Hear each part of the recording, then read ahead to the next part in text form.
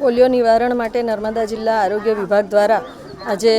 Pulse પોલિયોના 2 ટીપા પીવડાવવા માટેનો કાર્યક્રમ રાજપીપળાના વોર્ડ નંબર 2માં કરવામાં આવી રહ્યો છે। ત્યારે આ પ્રસંગે આ વિસ્તારની માતાઓ પોતાના બાળકોને લઈને આ પોલિયો પીવડાવવા માટે આવ્યા છે અને સમગ્ર નર્મદા જિલ્લામાં 52,402 જેટલા બાળકોને આજે પલ્સ પોલિયોમાં આજે સઘન કાર્યક્રમ કરવામાં આવી રહ્યો છે અને બધા જ બાળકોને પોલિયોના 2 ટીપા પીવડાવીને એમને પોલિયોથી રક્ષણ આપવા માટે આ વેક્સિન આપવામાં આવી રહી છે અને એના દ્વારા પોલિયો સમગ્ર ગુજરાતમાંથી નાબૂદ થઈ જાય એના માટેનો આ એક સરકારનો જે અભિગમ છે એ ખૂબ જ સુંદર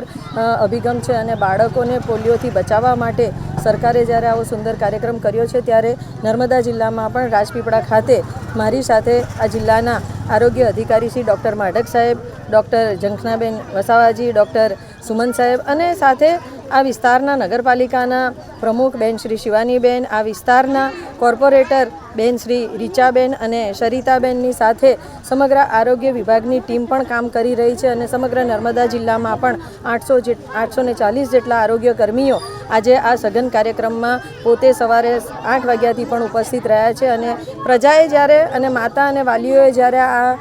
કાર્યક્રમને ખૂબ જ સફળ બનાવવા માટે જે રીતના એમની જાગૃતતા કેળવી છે એ ખૂબ જ સુંદર છે અને આ સુંદર અભિગમને લઈને ગુજરાતમાંથી પણ પલ્સ પોલિયોના આ કાર્યક્રમને ખૂબ જ સારી સફળતા મળી રહી છે અને પોલિયો આ વિસ્તારમાંથી નાબૂદ થઈ જાય એ માટેના સરકારના અભિગમને હું વધાવી લઉં છું અને સરકારશ્રીને ખૂબ ખૂબ અભિનંદન પાઠવું છું।